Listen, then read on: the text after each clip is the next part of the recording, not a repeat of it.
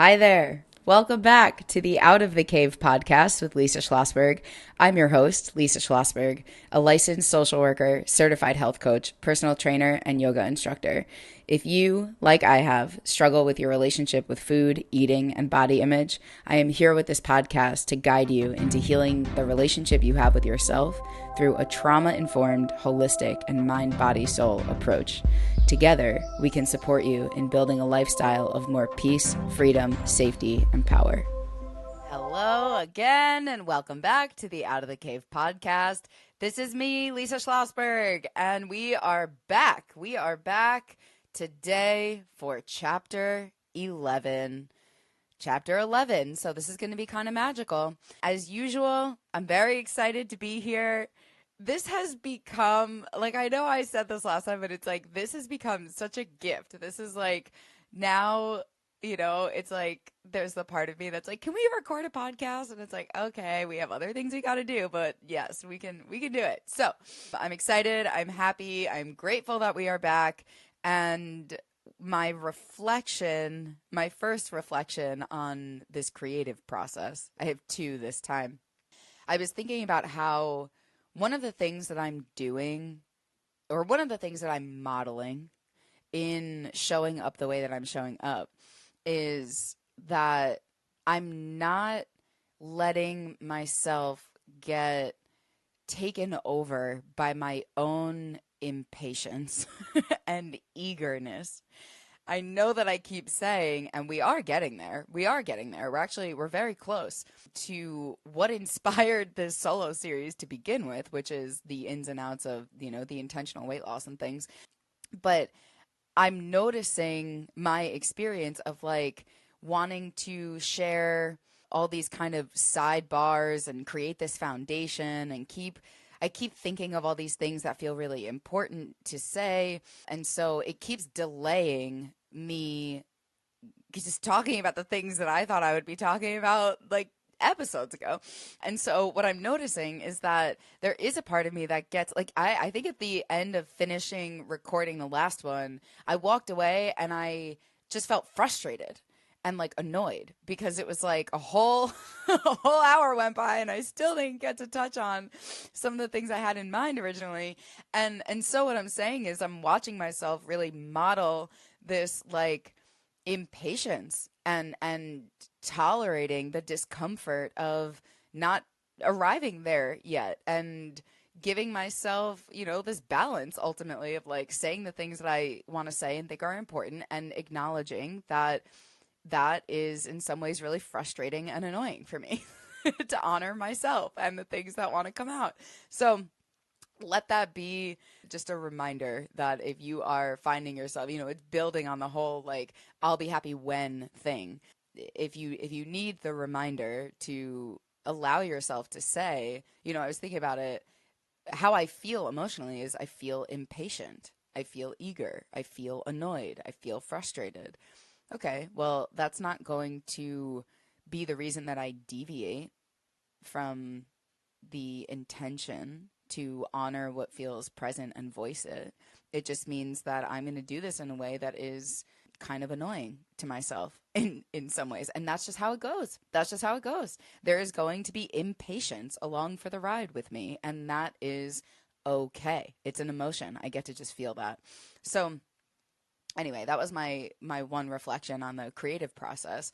And then someone said to me throughout this last week about listening to the solo series where she said, you're really inspiring me to essentially not live in perfectionism and use perfectionism as a block or a reason to not do things, and what she said was listening to you kind of piece it together the way that you're doing it has shown me, that not everything needs to be perfect before I have something valuable to share with the world. And it doesn't need to sound perfect in order for me to have something important to say. And it's like, yes. So again, if this is just an inspiration to take messy action and put yourself out there and do the thing before you are quote unquote ready or before it's quote unquote good enough, I really, really encourage you to do that. And that's what we're here doing. So those are my thoughts on the creative process of showing up here for this solo series. So thank you for coming along for the ride. And today, as usual, I think we have some important things to cover. Now, the first thing that I want to talk about in response to or building on the last episode is when I was talking about the tool of depersonalizing some of your experience and thinking about how, if you were someone else, what would you do or say? The thing that I want to offer you is another thing I teach in my program about living as if. And I've talked here about, it's not just fake it till you make it, it's embody it until you habituate it. And I'm going to say more about that in this episode too. But I think about this framework of, again, wanting, when I want to behave a certain way, or I want to do something different than the way that I'm doing it now, I use a 3-step methodology. It's really just, I don't know where this came from or how I came up with it, but I remember many, many years ago, maybe when I was back in high school or my gap year, I remember thinking to myself, if the only reason that I'm not going to do something is because I'm scared, it means I have to do it. If the only thing getting in my way is fear, then that to me is the exact thing that I need to do. Because at a certain point, the way that I kind of coached myself through life was, I don't want fear to stop me. And if the only reason I'm not doing something is because I'm scared of it, well, I can tolerate fear. I can be scared, but that's not a good reason to not do things. And I use that as a kind of mantra or life philosophy.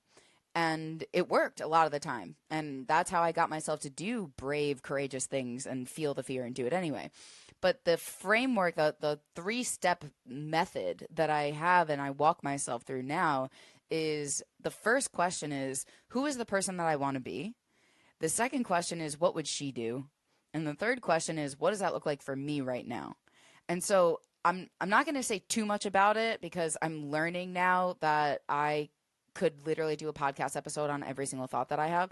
So I'm learning how to include the things I think are important, but also keep it contained so I don't get entirely derailed. And so I just want to offer this here because when you have moments where it can feel very helpful to say, if I think about this as someone else, the guidance becomes clear. If I think about this as someone else, I know what to do. And if you can kind of remove some of the, again, attachment and over-identification with your situation, it becomes clearer sometimes how you want to act or behave or the decision that you want to make.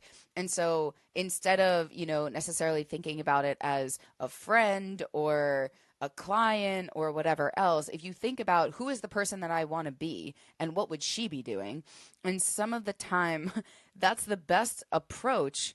Because it comes back to, if you leave it to you right now, you don't want to behave that way. You don't want to do the things that you are currently doing in this version of yourself. So sometimes this is how I consider it outsourcing. You're outsourcing, but, to your higher self. So you're really insourcing. So anyway, so if that helps, you think about the person that you want to be, not the thing that you want to be doing, not the thing that's going to make you comfortable right now, but the way that you want to be in relation to yourself, the way you want to be in relation to your life, the way you want to be in relation to your pain. And then sometimes that helps kind of create the blueprint for you. And then step by step, you get to become the person you want to be. And that's that. So that's what I wanted to share about that. Now, the other thing that I'm going to call out that I have talked a little bit about here, but as I was listening to the last one, I was thinking about how, we're talking about the preparation stage and what we need and things like that. And we've talked about how some of the time you need time. The thing that you need is time. And if you're not mindful of the logistical piece of, when are you going to do things? How long is it going to take you to do the thing? Then very often it feels like you're getting stuck but it just is because you haven't really figured out the time piece of it, in terms of, and in addition to the education and the skills and the resources and like all of those things that I've mentioned. But what I want to say here is you want to pay attention, okay, to there is a difference between can I get it done and can I get it done without overwhelming my system. Those are two very different things. And as you're trying to heal and essentially, yeah, heal, feel better in your life, feel better in your body, feel safe in your system, all of those things, one of the things that is required is time. Time to regulate, time to move slowly. And this is where I talked about, sometimes in previous episodes where I say, sometimes you have to say, I'm going to check only 7 out of 10 things off my to-do list and not do the rest of them so that I can move slowly. But I think about why sometimes I feel so regulated in my body compared to how I used to live my life is because I'm not asking myself the question, can I do it anymore? I'm asking myself the question, can I do it without throwing myself into fight or flight? And again, those are wildly different. And so I think about how I used to live my life where everything was rushing, everything was multitasking. It was always like there was never enough time and space. And I always think about the example of like, I would get home from the gym, I would like essentially force feed myself in this like urgent fight or flight energy, which is not, rest and digest. Rest and digest is the parasympathetic nervous system. I would be in complete sympathetic arousal state and I would eat and then I would shower. I would take like a literal 1-minute shower and then I would hop on a call as soon as I could or like whatever I had to do. And I was always living in that energy. And for a very long time, by the way, I didn't know. It didn't feel scary. It didn't feel threatening. It didn't feel that was my norm. That's just how I lived my life. And that's how a lot of people are living. So it doesn't even feel necessarily so dangerous. But now I am so mindful to give myself more time so that I can move through things slowly and not overwhelm myself. And so I know, again, I've said this before, but it just feels really important to talk about the time piece of it all, where you, again, might have all the best intentions and you might have the expectation of like, you're doing quote unquote everything right. But if you're doing all the right things, but you're rushing with a sense of urgency through them, you're doing all the right things, but you're perpetuating the state of fear and the physiology of fear. And so that's why safety can feel so elusive, like a felt embodied sense of peace and calm. Because the other example I always think of is like I would sit down for a meditation and then throw myself out of it. And like, again, I know I'm repeating myself, but the time piece needs to be acknowledged when you're, planning your life and in the preparation stage. And then last couple things, just as follow-up thoughts, when it comes to seeking help, like I talked about, I needed to learn how to be a personal trainer. I studied how to be a health coach. I went and got degrees and I learned how to do things and I was trained by other people and I worked with coaches and I had all this kind of support and I gathered all of this kind of information. One of the things I also want to just acknowledge and say is it is a balance. It is a balance because I get this question sometimes. It's a balance between seeking support and getting help and being guided and keeping your power. Because the problem that very often happens with getting help or hiring someone to support you is that it's like we give our power away and we do this thing that says, you're the authority, you tell me what to do, I'll follow along.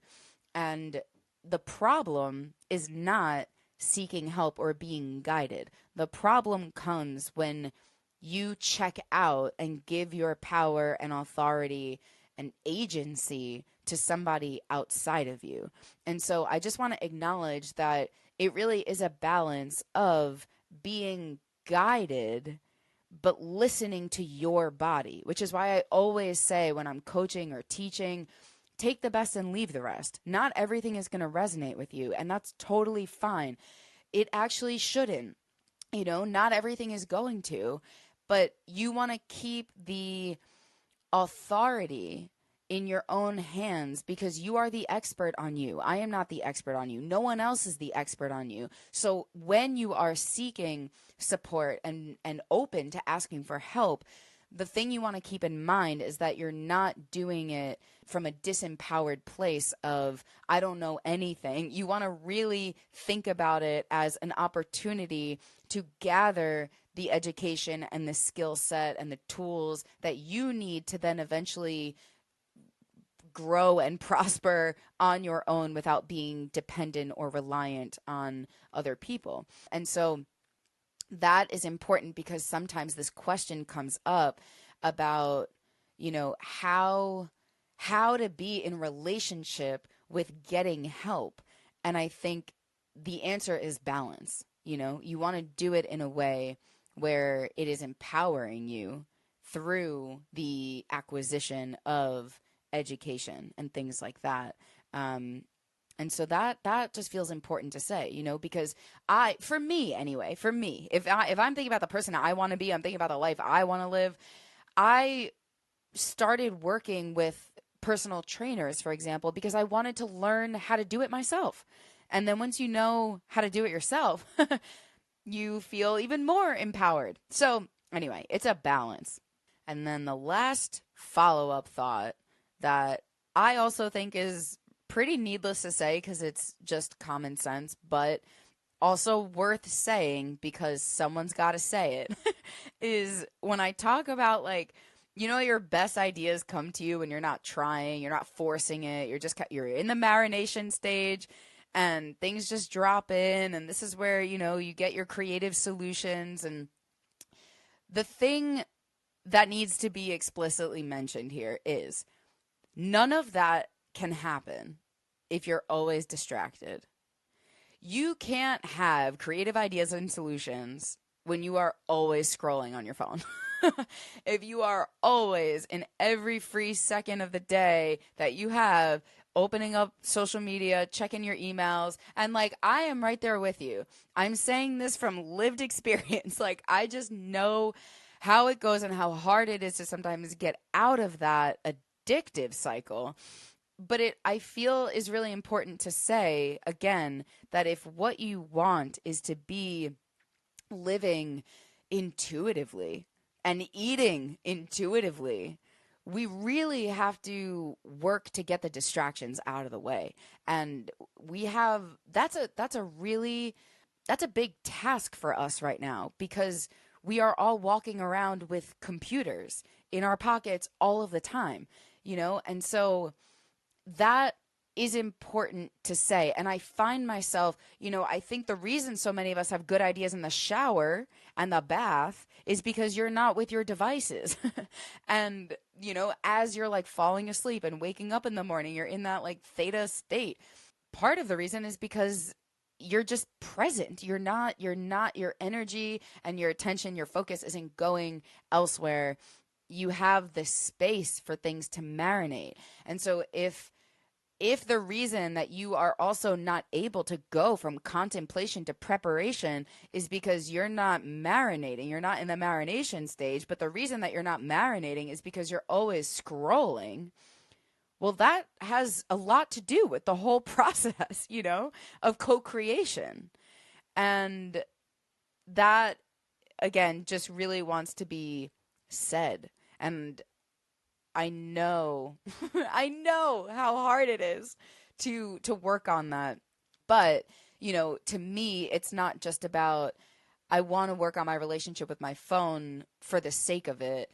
It's not just about mental health and physical health and sleep and brain health and eye health and all that. It's not just that. It's also, if you want the ideas, if you want to be receiving guidance and connection and direction in your life, that's one of the things that we really need to do to create that kind of space. Okay, so those are my follow-up thoughts. We're doing great. Now, today, what we get to talk way more in depth about is this practice of non-attachment. Non-attachment, because we talked about it last time, which is essentially to say, high involvement, low attachment. You're practicing HILA. You have a goal and you're working toward it, but as you're working toward it, you're also living your life in the present moment. Okay.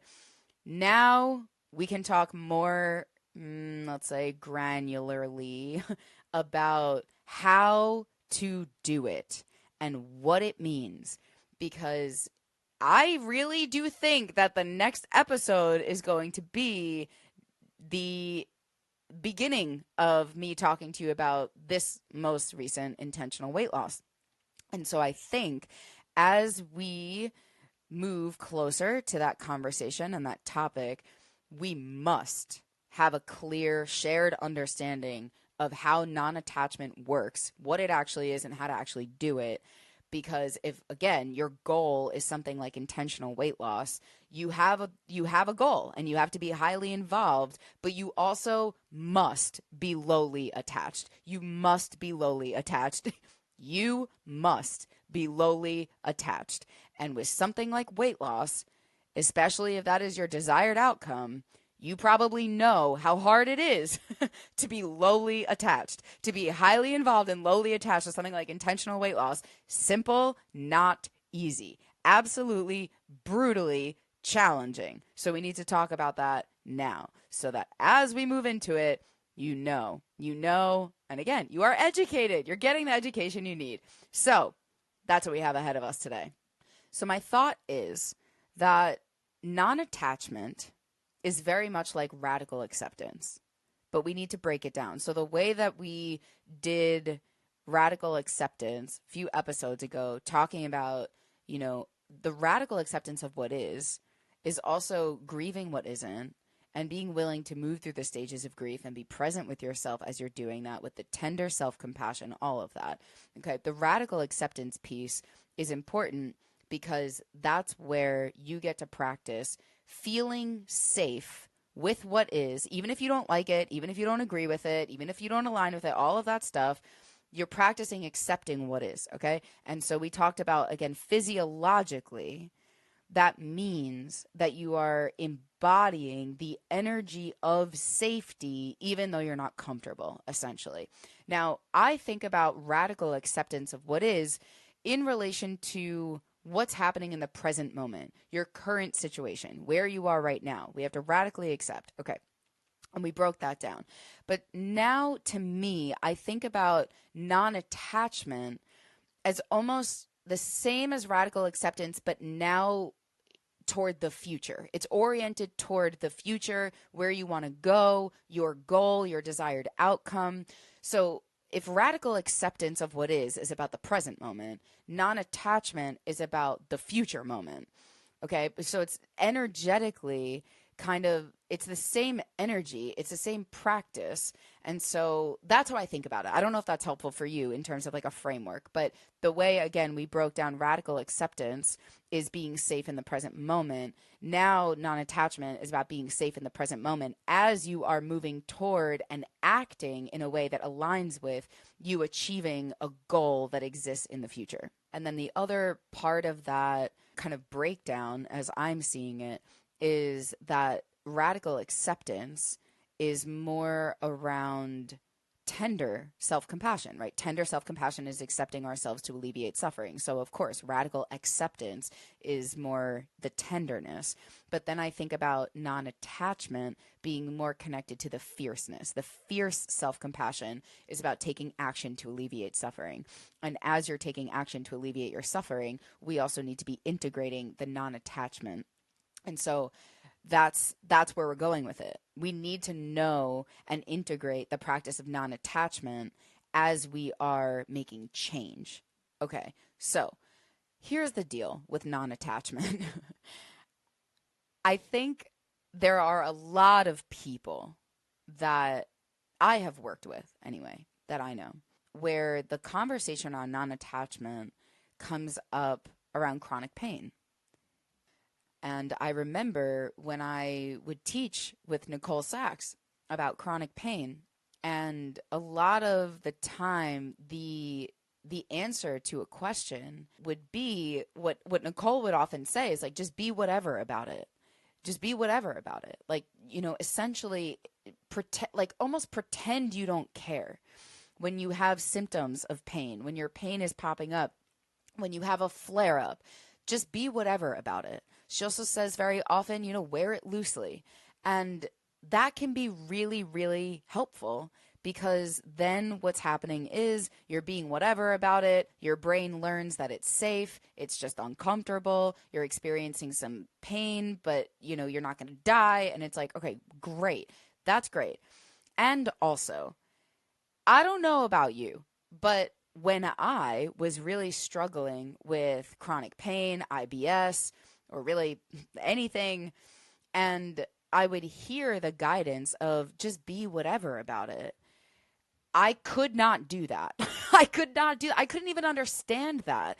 How, and the way that it worked in my head was, how am I supposed to be whatever about it? I totally am not whatever about it. Like, I have no chill about this. I need this to be different. I need it to go away. I don't want to be in pain. How, it wasn't always helpful for me to hear that because honestly, I didn't know what to do with it. It didn't resonate. And I know that that's true for a lot of people. And so I want to break down non-attachment to the outcome, which is essentially the same message, but I want to break it down even more because I don't think it's always enough to say just pretend you don't care, especially when you care very much about something, when you are in chronic pain, of course you care. Of course you want to be out of pain. When you're morbidly obese and your body's limiting your life, of course you want to lose weight. You're not whatever about it.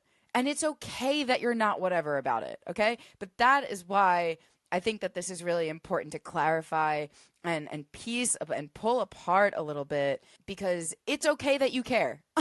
It's okay that you care. What's not okay is your high attachment to the outcome. It's okay that you care about the outcome. What's the problem is when, again, the attachment is so high.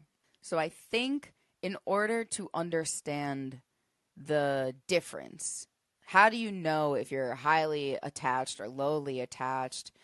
And you want to feel into it and kind of find yourself here. I think about the distinction between wanting and needing. Okay. So first, let's talk about this with chronic pain, because again, it comes up a lot in that kind of work. If you are experiencing pain, and again, this could be like a flare-up of chronic pain symptoms, but it could very much also be emotional. But essentially, something's going on in your body that you don't have control over. Okay. So what we tend to do is, if we're feeling pain, first we start to panic because it feels like something's wrong, or it feels like something's broken, and we feel like potentially it's going to last forever. And is this ever going to be different? And am I going to be okay? And will I be able to go to that thing tomorrow? And this kind of reaction to the pain is then what produces more fear and the energy of danger and threat. And that's why it is such helpful guidance to quote unquote be whatever about it. Because if then you start experiencing the same pain symptom, but you don't react in fear, it is so much more likely to move or pass or shift, change, heal, improve, because you're not essentially responding as though it's going to kill you. And so that's where, if you can practice saying, this is really uncomfortable, but I'm not unsafe, that can be helpful. And that's part of the radical acceptance of what is. But non-attachment comes back to, again, want versus need. So if I'm in pain and I'm struggling, and my reaction toward that is, I need this to be different. And I've talked about this before. If it's, I need this to be different, what that translates to in your survival brain is, I am not safe to be here with this as it is. I need this to be different. And the truth is, you are surviving in the symptoms that you're experiencing. You're surviving. Your pain is not life-threatening. Your pain is not going to literally kill you in this moment. You don't need it to go away. You want it to go away. And that's a really important distinction, because when you are in the belief system of, and you are telling yourself the story, I need this to go away, I need this to be different, I need, what you're doing is creating more danger and threat, and then it actually changing just gets further and further away. And so if you can shift into, I want this to be different, I want it to go away, I want to no longer be in pain, then at least, again, you can meet yourself in the truth of where you are. That is, of course you do. Of course you want it to be different. That's okay, right? But the same exact way with radical acceptance, it's like, you don't have to like it in order to accept it. You don't have to say that you are good with everything being the way that it is. But what you can say is, I'm working toward this being different. I'm working toward a different outcome. And in the meantime, yeah, I do want it to be different. And I am okay right here, right now, before it's different. And this happens so often with weight and our bodies, right? Where it's like, again, I know I've said this, but if you have the mindset of, I need to be different, I need this outcome, I need my body to lose weight, you're highly attached. You're highly attached. And then it becomes, again, I'll be happy when, I can't live in the present moment, your brain doesn't feel safe, you're not living your life. That's where it gets problematic. And so what I'm saying to you is, instead of, just be whatever about it and pretend you don't care, you're allowed to care. You totally care. That's okay. And again, I don't see any way out of it. If you're, again, I know I'm being repetitive, but it's like, if you're in pain, of course you want to get out of pain. That's neither here nor there. The question is, how attached to the outcome are you? And can you see that reflected in your lifestyle? Meaning, especially when it comes, again, to something like weight, if you are doing this thing where it's like, I need my body to be different before I can X, Y, and Z, you're highly attached to the outcome, and so therefore it's stopping you from living your life. You're not going out and seeing people because you don't want to be seen at this body or at this weight, and that's how you know you are in high attachment, and that's not going to work out so well, because that, again, is just not sustainable. It's like you're white-knuckling your way through it, whereas if you can say, I do want this to be different, I don't want to be in pain, I want my body to change, whatever it is, allow yourself to say that and own that and have that, and also pair that with the safety to be here now as you are. And this is exactly why, to me, it is very possible to say that you are in acceptance of your body as it is. You are in acceptance of yourself as you are, and you are moving toward a goal. You are also facilitating change. You are also doing what you can do to make it different eventually.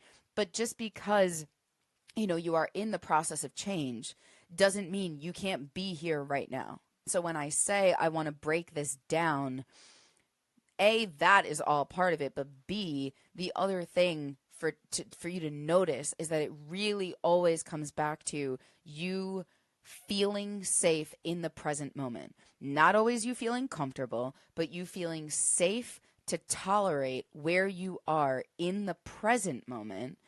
And that's how you know that you're lowly attached. You're still highly involved. You've got to be highly involved, right? And the same is even true with things like healing chronic pain. It's you have to be highly involved. There are some changes you have to make sometimes. You have to do the deeper work So you're highly involved, but then you get to practice this embodiment of the energy. And again, this goes back to who's the person I want to be. Sometimes it's, if I were someone that were non-attached, what would she do? And that's the thing. That's where it all comes together here is you yourself as you are, you might be really highly attached, but then you can consider, well, who's the person I want to be? The person I want to be is highly involved, lowly attached. So what would she do? Well, she would take a deep breath. She would remember that she is safe to be here right now, in pain, in a bigger body, in struggle, whatever it is. She would practice safety here now. Okay, so that's what I'm going to do. And that's how you start to actually be able to engage with something like non-attachment to the outcome. You are bringing yourself back to safety. And not just, again, as an idea. You're not just thinking your way there, but you are embodying the energy of it. So I think ultimately the most important part of this that I am clarifying for you is that it's okay for you to want things to be different. And I think that over and over again has been a point that people really need to hear, be validated, that you can want things to be different. That doesn't mean you're doing it wrong. Again, of course you want things to be different. We all want things to be different. That's fine. What you want to pay more attention to is the attachment, the level of attachment. Now, having said all of that, I'm going to give you an example of how I got to practice this recently, because I do think that having specific examples to break down can be very helpful with these very abstract, energetic ideas. So I'm going to use myself as an example, and I'm going to tell you vulnerably a story about what I did last week. So I went on Instagram, and on my story, I was sharing that I did a very brave, scary thing. I had a really ballsy moment, and I didn't give any of the details, but now I'm going to tell you the whole story. So sometimes I'm like, am I going to regret saying these things about myself and putting it out there in the world? But you know what? That's what we're here for. All right. So I am single, and I go to a gym, and I really like the gym that I go to. And there's a cute guy at the gym, and sometimes I notice that, we're kind of checking each other out, and it's chill. We haven't spoken, but it's been like months. So I could tell there's something going on there. And I bravely introduced myself to him one day. I asked his name. I told him that he looks like someone that I went to high school with, which is very true. And so that, whatever, I made the introduction. Okay. That was not the brave thing. I mean, it was a brave thing, but it was not the brave thing. The brave thing that I did was the next day, I really don't know what came over me, but I went to the front desk at the gym, and I asked if they had something to write with. And I got a piece of paper, and I put my number on it. And then I walked over to him and I handed him this piece of paper, and I said to him, I've been too nervous to ask for your number, so I'm just going to give you mine. And his response was, I'm going to text you. And I said, you can do whatever you want with it. And then I walked away, and I went home. And that was the whole story. So, but okay, the whole story. That is the tip of the iceberg of the story. That is the story of what happened.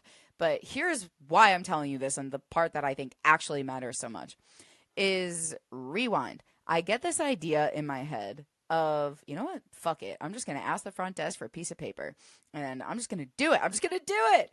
And I go into the locker room to, like, I don't know, change and or put my jacket. I don't know, whatever. I went into the locker room for a moment, and I noticed that I was getting so amped up. I was getting literally aroused, sympathetic arousal, fight or flight energy in my body. I was feeling all of this fear, nerves, jittery, anxiety, excitement, like all of it. And I cannot tell you how noticeable life is, how noticeably different my life is now in moments like this, because I was actually feeling it. I was actually feeling the energy in my body, which is so different than how I used to live my life. Because if I thought, like I just said earlier, for a long time, I have thought if the only reason that I'm not doing something is because I'm afraid, it means I have to do it. I don't want fear to stop me. Feel the fear and do it anyway. But a lot of the time that I would feel the fear and do it anyway, I was dissociating from the fear and doing it anyway. I was denying the fear and doing it anyway. I was ignoring the fear. I was pretending that I did not have fear and then doing it anyway. So it is wildly different for me to live my life now without all of that defense and disconnection and dissociation. Now that I'm actually embodying my body, boy, there is a lot to feel sometimes, especially in moments like this. And so I was so proud of myself, and I'm going to get to the non-attachment part, okay? But I was so proud of myself in this moment of turning toward. I turned toward myself. No, the reason I went into the locker room is because I had to pee. And this is why I remember this, because I was sitting on the toilet and I was like getting ready to do this and have my moment. And I took a moment to actually, I'm not even kidding, like close my eyes, put my hand on my heart, feel my heart beating out of my chest. And I just had a moment of like, I know this is so scary. There are so many nerves. There's a lot of energy here. Like, I know, I see you, I'm with you. And that was the moment that I told myself, fuck it, do it scared. Do it scared. This is not one of those things that you are going to do without having nerves. So don't wait, until you feel confident and ready. Just do it. Just do it scared. Be scared. And that was the thing. Like, it was like I could hear my inner child being like, but I'm scared. And it was like, okay, so you're scared. Great. Let's do it anyway. And that is such a powerful thing to do, because again, we're talking about going out of your comfort zone. We're talking about making changes. We're talking about all of this, how to do it. And a lot of how to do it is in these moments where you say, but I'm scared. And then you get to respond to you with, I know. That's okay. You can be scared. Being scared is not a reason to not do something. Very often, it's the reason to do something. Growth and expansion is outside the comfort zone. Exactly, right? So I have this moment where I'm feeling all the feelings in my body. It feels very overwhelming. I put a hand on my heart. I take a couple deep breaths. I hype myself up and I say, we're going to do the thing. We're going to be brave. Because again, we are not going for fearless. We are going for brave. And so I said, fuck it. We're going to do it scared. And then I walked out of the locker room and I handed him my number and I did the thing and then I walked away, and I walked out of the gym feeling like I could run a marathon. I felt like I was going to fly. I was just fueled by all of this jittery energy. And by the way, another thing I think is important, if you don't already know this, the energy of anxiety and the energy of excitement are the same thing in your body. So at that point, it was like just this clusterfuck of energy. I was anxious. I was excited. I was proud. I was like all the things. So then I go home. Now, here's why really I'm telling you this, because it's all about non-attachment. What I realized, okay, right? Because then it's like, wait, I did the scary thing. I did the brave thing. But now I have to be so vulnerable. Now is the hard part, because I have no control. I have no control over what happens next. Is he going to text me? Am I ever going to hear from him? Am I going to see him at the gym again? How is this going to go? And so I had plenty of time. My whole walk home from the gym, it was like one of those times where like you do the thing and then it hits you. Like all these thoughts about what if, what if, what if. That's exactly what happened. And so I'm hearing all of these voices of fear and doubt and concern and worry. What if I just made this really awkward? What if, blah, blah, blah. But what if, what if, what if, what if? And throughout this, I got to practice the same thing. That is, I see you. I hear you. These are very valid concerns. So you're scared because this is vulnerable. You just took a risk and now you're sitting in vulnerability because you're sitting in uncertainty. You have no control. You don't know what's going to happen next. This is very vulnerable. And as I was going through it, I stayed with myself. I practiced a lot of tender self-compassion. That is, I feel really vulnerable. Okay. I feel scared. Okay. I'm here. I'm here. I'm here with you in this. We're feeling feelings about it. Sure. And the reason to me that this is all about non-attachment is because what I realized, and this is this is everything, is that because I was practicing so much tender self-compassion and self-love and presence, because throughout every part of it, beginning, middle, end, before, during, after, I was present in my body with myself, with my thoughts, with my feelings, with the energy, with the sensations, telling myself, I'm here, I'm with you, I'm not going anywhere. This is scary, this is hard, and I'm still here. We're going to be okay. We're uncomfortable. We're not unsafe. Because I know how to do this and because I was willing to practice it, and this was something that was out of my comfort zone, but not in my danger zone. Okay. That's the other thing is like these practices can be integrated when you're not throwing yourself too far. Right. So this was out of my comfort zone, but it wasn't in my danger zone. But because I could practice doing all of that, what I then realized, which of course, because this is how it works, is that I got home and for the rest of the day, I was able to say to myself, whether he texts me or not, whatever, I'm not attached. I'm not attached to the outcome. And the reason that I could be non-attached was because I didn't need it. I didn't need him. I didn't need anything. And the reason that I felt safe and comfortable not needing a particular outcome is because I had myself. And that's what all of this comes back to, is I had myself. I had the safety of my own presence. I had the safety of my own grounding and connection. I had the safety that I gave to myself when I was feeling scared, that I didn't need my safety to come from external validation or external anything. It didn't need to be anything.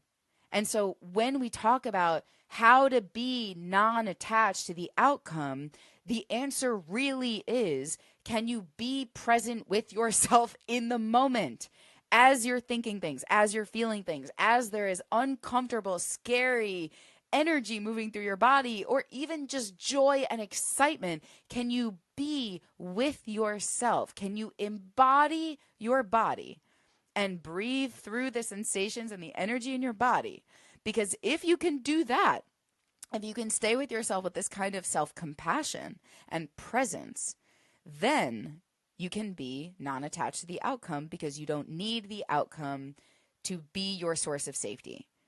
That is the whole thing. So again, whether it's you're in chronic pain and you want to be non-attached to the outcome, you want to lose weight and you want to be non-attached to the outcome, you are in a relationship or anything and you want to be attached to the non-attached to the outcome, the best way that I can tell you how to do it is to think about being really intentionally present with yourself as you are moving through it.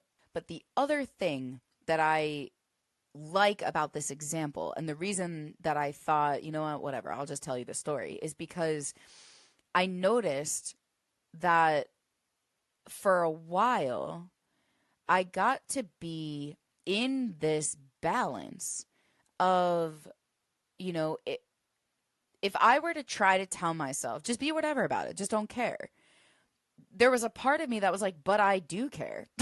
I do know how I want this to go. I do have a particular outcome in mind. I do care. And then I got to acknowledge that and validate that. Like, of course I care. I gave my number to a guy who said he was going to text me. Do I want him to text me? Yes, I do. I care. And it was an opportunity to practice with myself. Yeah, okay, so I want it. I don't need it. And that energy is, I know what I want, but even if I don't get it, I am completely safe. I am safe if I hear from him. I'm safe if I don't hear from him because I am here regardless. Whether he shows up or not is really neither here nor there at this point because I am here. And that gave me the opportunity again to reflect on, it's not enough for me to say, just pretend you don't care. You're allowed to care. But that place of saying, caring but not needing, wanting but not yearning. Like it's like, you know what? Okay, whatever happens, happens. And I really felt, again, proud of myself for being able to arrive at that place where it's not an invalidation of the fact that I care or that I'm somewhat invested. Sure. But again, I think that requires being willing to tolerate a level of vulnerability. That's what it is when we don't have control over the outcome and we have to sit in uncertainty. What we're doing is tolerating vulnerability. But if we can be present and connected to ourselves in the practice of bravely tolerating vulnerability, then, essentially you're living life on your own terms because you're not seeking that safety from other people and other things and substances and behaviors. Whatever the outcome is, you essentially are taking your power back by being on your own team throughout all of the things. And for those of you that are wondering, how did this story end? Well, the thing about it is that I had a couple of days. Where nothing happened at all. And I also got to practice watching all of the stories that my brain came up with about why I hadn't heard from him or why, maybe I was making this all up in my head, maybe whatever. And so for days, I was like, wow, talk about the practice of non-attachment. Like, thank you, universe, for this opportunity, because it was days. And that's where I was. So I got to learn a lot about, how, again, being present with myself in the uncertainty and the vulnerability. And then eventually he texted me a few days later, and that is all I'm going to tell you right now. But that's so that's what happened. So the point, okay, the real whole where this is all going point is, this is why and how, if you are willing to essentially take this approach to your behavior change, to your relationship with yourself, to your intentional weight loss, to your healing from chronic pain, whatever it is truly all about meeting fear with love. Because the process of evolving and changing necessarily requires you to go outside your comfort zone. Period. Hard stop. We've established that. But the point of all of it is, when you take an action outside of your comfort zone and you are necessarily going to be uncomfortable, the question is, how are you being with yourself? Are you being with yourself? Right? Compassion is being with our own suffering. Self-compassion is being with our own suffering. So that's what it all comes down to, is how do we practice meeting fear with love? And this is a small example, or whatever, big example. This is an example of what it looks like to do that, where I'm in a moment of fear and I'm willing to feel it. I'm willing to express it and release it and stay present with it and honor it. And I'm willing to be scared. I'm willing to be scared. And I'm willing to feel afraid. And I'm willing to let the anxious excitement, I'm willing to let it be here. And I'm willing to be present with it. And if you can be with yourself in the moments of fear and discomfort, and you can meet yourself in your fear and discomfort with love and acceptance, which is essentially to say, I see you, I hear you, I'm with you, I'm not going anywhere. And I know sometimes it just feels really scary and uncomfortable, and we can tolerate that. If you can do that, that really is the foundation of being able to embody non-attachment so that you can go where you want to go, have it feel safe, and have it be sustainable. And the reason, again, that I'm breaking it down like this is because very often again, it's like how I used to do it was maybe you get out there and you do the thing, but you're not being present with yourself in the fear and the vulnerability that doing the thing requires. And so it's kind of like the visual I get is the way that it used to feel to me, I think, is that I would go out and do a thing, but like one hand, again, you can't see my hands. Like one hand is like, going out there and doing the thing. Okay, I'm making this like forward movement gesture, and then the other hand is what felt to me like holding my emotional body underwater. Like, you don't get to speak, you don't get to breathe, you are not a part of this process. I'm just going to go out and do scary things and be in denial of my human experience. And that just, again, doesn't feel safe, is not rooted in connection or compassion or love. It's just fear. It's just fear-based living.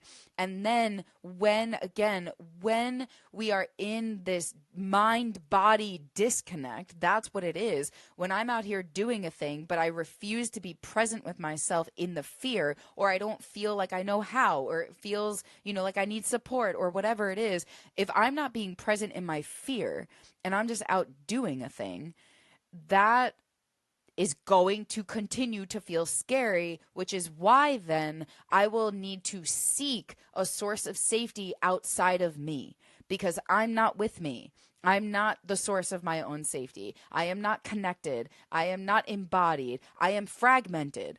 I am disconnected. My mind is out here doing a thing, or, I'm out here taking action, but I'm denying the fact that I'm fucking terrified. You're in disconnection. And when you're that disconnected, that is when we find ourselves needing safety from food, alcohol, whatever else, people pleasing. It's also where a lot of the foundation for things like chronic pain symptoms is this disconnect. And so that's what we want to pay attention to. That's what we want to pay attention to, is go out and do the thing that is going to be uncomfortable and scary. But all of this, like I said episodes ago, is an opportunity for you to practice meeting your fear with love.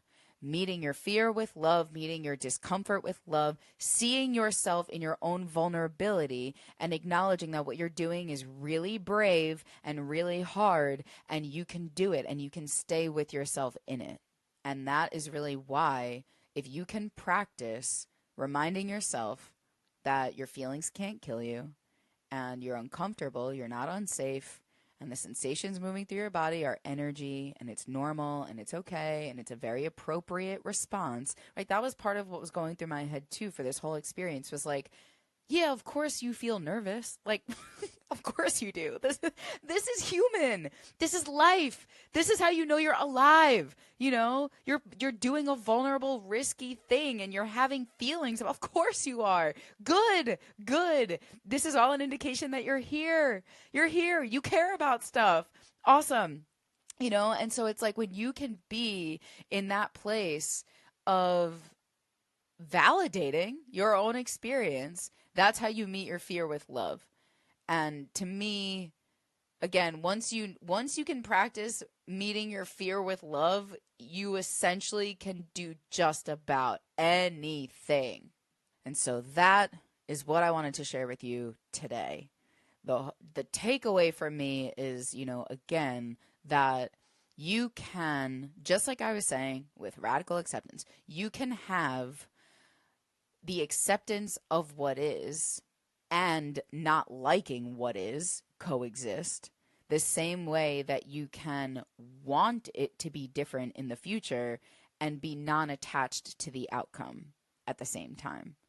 And this, again, I mean, these are really challenging ideas and concepts because it's so nuanced, it's so balanced, it's not black and white, and we have a lot of black and white thinking that goes on, especially when it comes to this kind of stuff. So that's why I think this is so the foundation. And then next up, we're really going to talk about intentional weight loss and at least some of the things that I think are noteworthy about this last experience for me, because this is how I did it.